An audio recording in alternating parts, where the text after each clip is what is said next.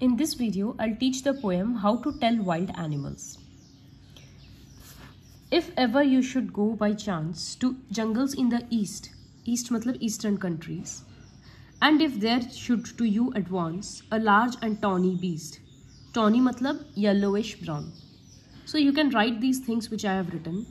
East का मतलब eastern countries, tawny का मतलब yellowish brown. He roars at you as if you are dying, you will know it is the Asian lion.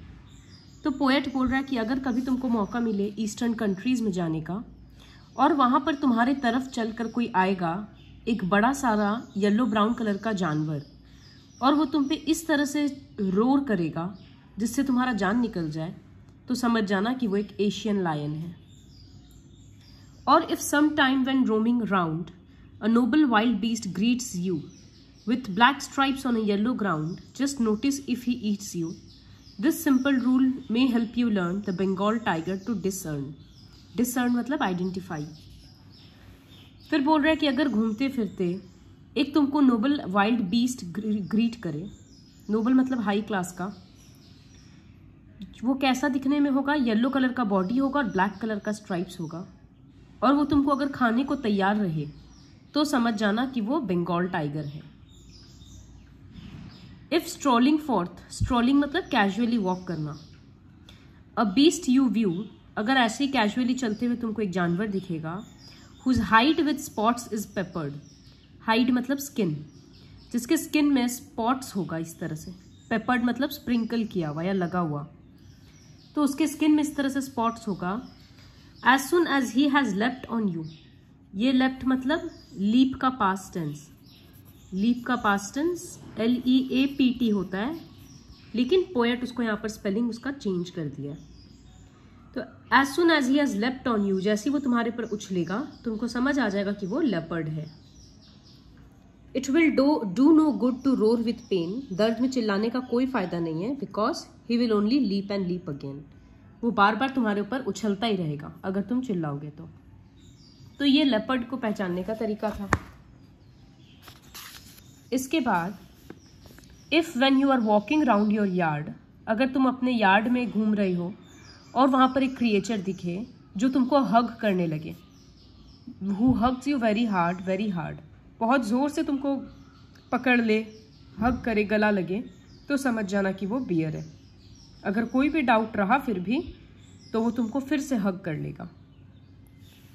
दो to distinguish beasts of prey, beasts of prey मतलब जो इस तरह से अपना एनिमल का शिकार करते हो, दूसरे एनिमल का. A novice might non plus, novice मतलब नौसिखिया, जो किसी काम में नया है, तो वो कंफ्यूज हो जाएगा. इस तरह से अलग अलग जानवर को पहचानने के लिए एक नया इंसान कंफ्यूज हो सकता है. The crocodile you always may tell from the हाइनादर्स, लेकिन कोई भी इंसान एक क्रोकोडाइल और एक हाइना में फर्क बता सकता है. क्यों? हाइना कम्स विथ मेरी स्माइल्स, हाइना जब अपना शिकार को देखता है तो वो स्माइल करता है. But if they weep they are crocodiles, लेकिन क्रोकोडाइल जब अपने शिकार को देखता है तो उसके आंख में आंसू आ जाता है. इसीलिए बोलते हैं मगरमच्छ का आंसू मत रो, क्योंकि वो नकली टीयर्स होता है क्रोकोडाइल का. तो क्रोकोडाइल और हाइना को पहचानने का यही तरीका है कि हाइना अपने प्रे को देखकर खुश होता है और क्रोकोडाइल के आंख में आंसू आ जाता है. तो ये बात कोई भी बता सकता है. The true chameleon is small, a lizard sort of thing. Chameleon मतलब गिरगिट, तो गिरगिट एक लिजर्ड के जैसा दिखता है, कोई ईयर्स नहीं होता उसका और कोई विंग वगैरह नहीं है, एकदम plain body. If there is nothing on the tree it's the chameleon you see. अगर पेड़ पे कुछ नहीं दिख रहा है इसका मतलब वहां पर गिरगिट है, क्योंकि वो अपना कलर बदल लिया है. So this is the poem How to Tell Wild Animals. Now we'll look for the various poetic devices used in the poem. तो सबसे पहले राइमिंग स्कीम ढूंढते हैं. चांस को ए देंगे, तो ईस्ट उसके साथ राइम नहीं कर रहा है तो उसको बी देना होगा. अब चांस के साथ एडवांस राइम कर रहा है तो उसको ए देंगे. ईस्ट के साथ बीस्ट राइम कर रहा है तो उसको भी बी देंगे. डाइन के साथ लायन तो सी और सी. तो राइम स्कीम बन गया ABABCC. इसी तरह से हर पैराग्राफ का सेम होगा. तो राइम स्कीम हो गया अब अगर हम लोग कुछ कुछ पोएटिक डिवाइसेस का बात करें तो ये सारा पेंसिल से लिखना होगा।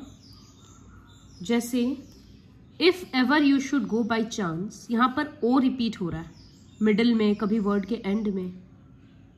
तो जब इस तरह से एक वॉवल रिपीट होता है ना, उसको बोलते हैं एसोनेंस।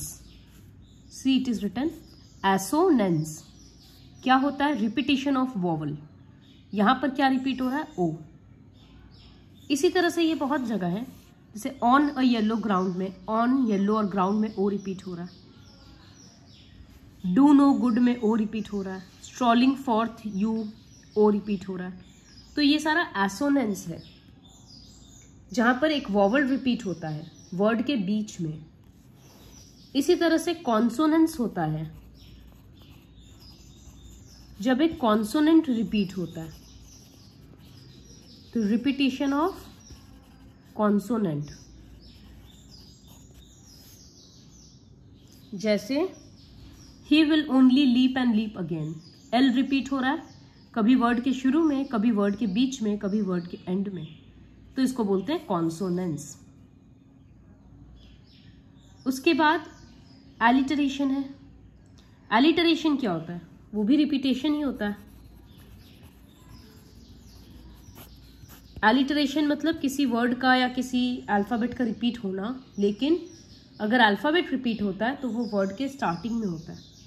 जैसे यहाँ ही हैज में एच सामने में है दोनों के, तो यह एलिटरेशन का एग्जाम्पल होगा। लेकिन अगर बीच में कोई, जैसे स्ट्रॉलिंग और फोर्थ में ओ बीच में है, तो हम लोग उसको एसोनेंस बोलते हैं। अब जैसे यहाँ रोमिंग राउंड, आर रिपीट हो रहा है लेकिन वो स्टार्टिंग में है वर्ड के, तो ये हो जाएगा एलिटरेशन। तो ये 3 पोएटिक डिवाइस का डिफरेंस है। एसोनेंस मतलब जहाँ वॉवल रिपीट होता है, कॉन्सोनेंस जहाँ एक कॉन्सोनेंट रिपीट होता है, और एलिटरेशन मतलब जहाँ वर्ड के शुरू में कुछ भी रिपीट होता है, या कभी कभी पूरा का पूरा वर्ड ही रिपीट होता है। जब वर्ड रिपीट होता है तो उसको हम लोग बोलते हैं रिपीटेशन। जैसे यहाँ लेप एंड लेप 2 बार यूज हुआ, तो इसको बोलते हैं रिपीटेशन। इसी तरह से पीछे के पैराग्राफ में भी है।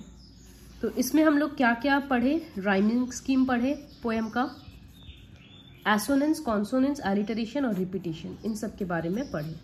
इसमें वॉवल, इसमें कॉन्सोनेंट, इसमें कोई भी लेटर वर्ड के स्टार्टिंग में, और रिपीटेशन में पूरा का पूरा वर्ड बार बार रिपीट होता है। This is all about the poem how to tell wild animals.